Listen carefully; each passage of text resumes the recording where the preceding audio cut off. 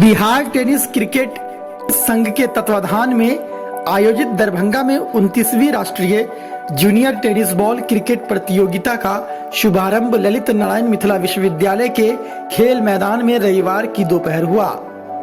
इस दौरान मुख्य अतिथि के रूप में विश्वविद्यालय के कुलपति शामिल हुए, जबकि विशिष्ट अतिथि के रूप में भारत सरकार के पूर्व राज्य मंत्री मोहम्मद अली अशरफ फातमी, पूर्व विधायक डॉक्टर फराज फातमी, कुल सचिव डॉक्टर मुश्ताक अहमद मौजूद रहे।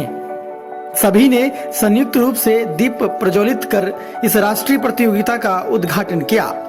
आपको बता दें कि इस प्रतियोगिता में देश भर से करीब 50 से अधिक टीमें भाग लेने पहुंची हैं। यह प्रतियोगिता महिला और पुरुष के लिए अलग अलग खेली जाएगी और इस प्रतियोगिता के मुकाबले डे और नाइट दोनों में होगी। यहाँ मार्च पास की शुरुआत की जाए। सबसे पहले आसाम की टीम चल पड़े अब अपने जगह। ये बहुत ही मनोरम क्षण है।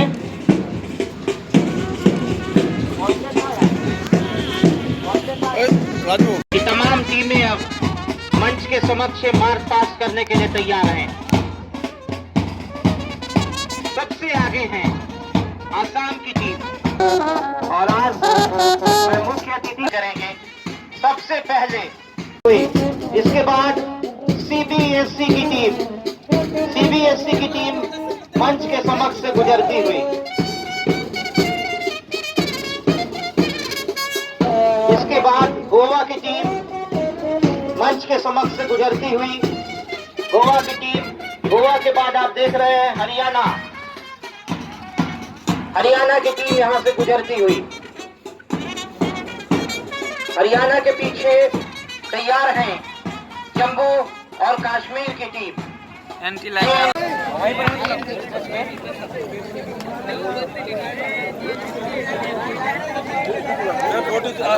परिचय प्राप्त कर रहे हैं।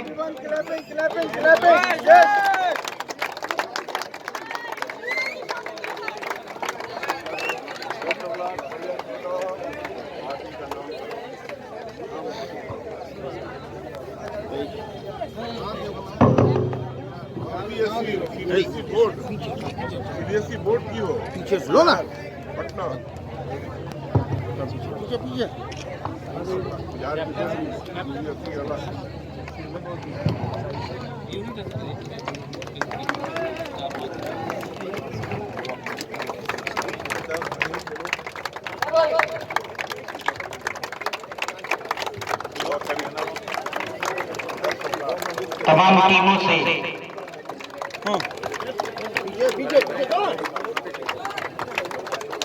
तमाम टीमों से परिचय प्राप्त करते हुए अली अशरफ फातमी सर और आज के उद्घाटन करता है सुरेंद्र प्रताप सिंह। और खिलाड़ियों से आग्रह है कि आप तालियां बजाकर अभिनंदन करेंगे। आज के आपसे आग्रह है कि आप तालियां बजाएंगे। बच्चों से आग्रह है कि आप तालियां बजाने में कोई कौतूहली ना बरतें। भारतवर्ष के जाबाज क्रिकेट खिलाड़ी हैं आप, और आपकी तालियों से वो खनक होनी चाहिए जो पूरा स्टेडियम जैसे ऐसा लगे जैसे।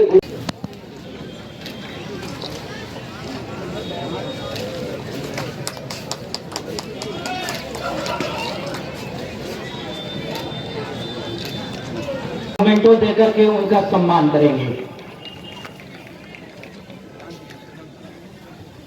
इधर घूम के करो भैया, इधर भैया, इधर।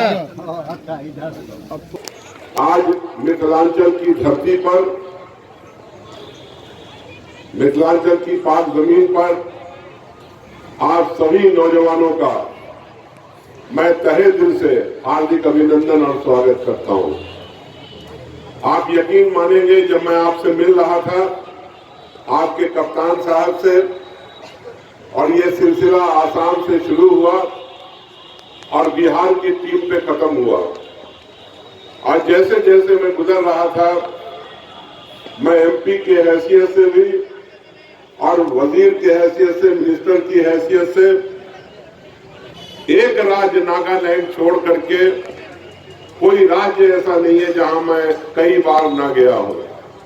वहां की यादें ताजा हो गई आप लोगों से मिलकर के, और जब मैं पंजाब से गुजर रहा था तो मुझे याद पड़ा वहां के मकई की रोटी और सरसों का साग। आज जब कश्मीर वादी से गुजर रहा था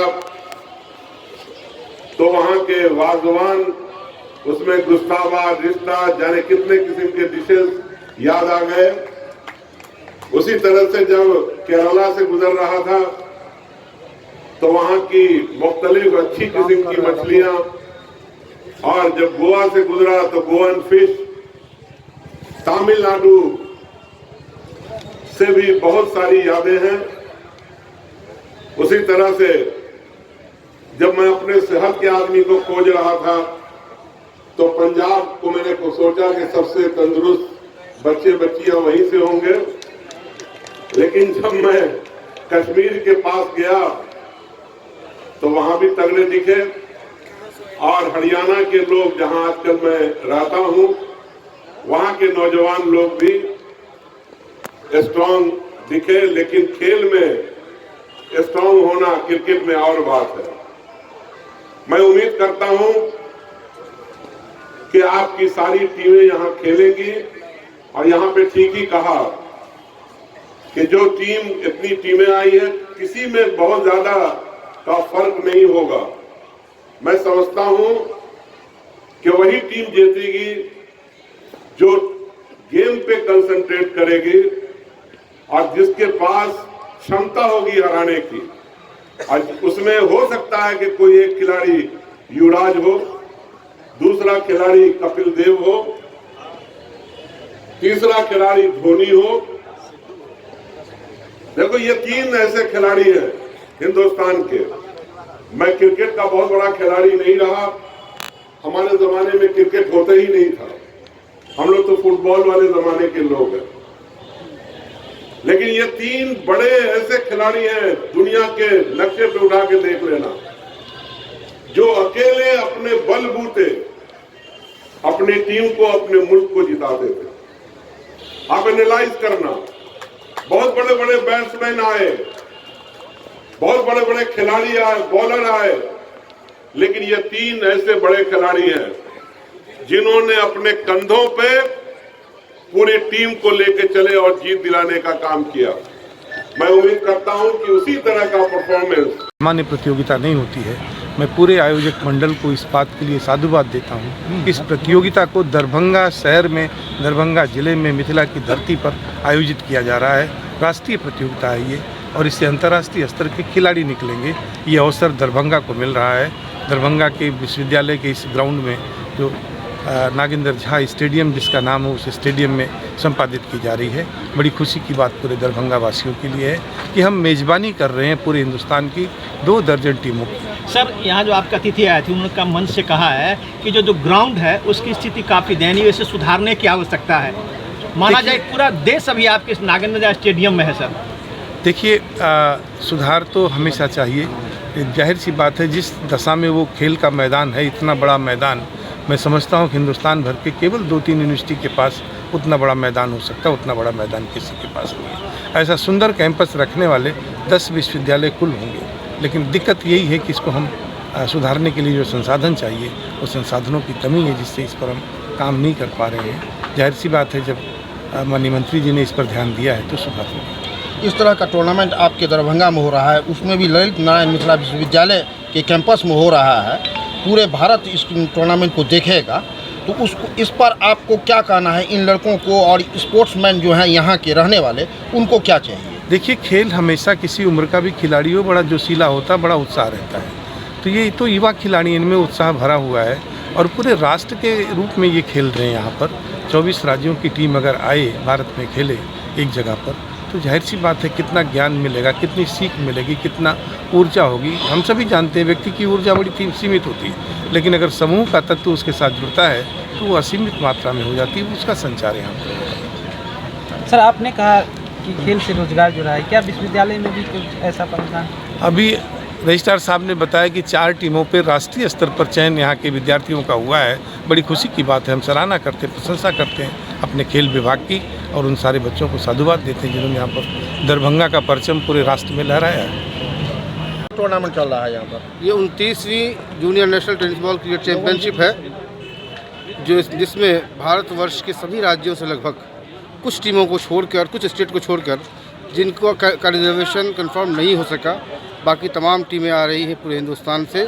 मुझे उम्मीद है कि यहाँ पर 55 टीम के आसपास गर्ल्स बॉयज़ की मिला के रहेंगी। कहाँ से टीम आई है? जम्मू कश्मीर से कन्याकुमारी तक, और इधर गोवा से आप चले जाए, नॉर्थ ईस्ट के आसाम, मणिपुर, सिक्किम, तमाम टीमें आई। तो यहाँ रहने और खाने की क्या व्यवस्था इन टीमों को? रहने के लिए जो हमारे ऑफिशियल थे उनके लिए हम लोगों ने AP पैलेस, गौतम होटल वगैरह वगैरह हम लोगों ने बुक किया था। और जो बच्चे हैं उनके लिए मैं आभार व्यक्त करता हूं दोनों विश्वविद्यालय के कुलपति महोदय का कि उन्होंने संस्कृत विश्वविद्यालय के कुलपति महोदय ने लड़कियों की व्यवस्था की, और हमारे मिथिला विश्वविद्यालय के कुलपति महोदय ने कोसी छात्रावास दिया जिसमें हमारे बच्चे ठहरे हुए, लड़के ठहरे हुए। जावेद अनवर, सचिव Bihar tennis ball cricket association.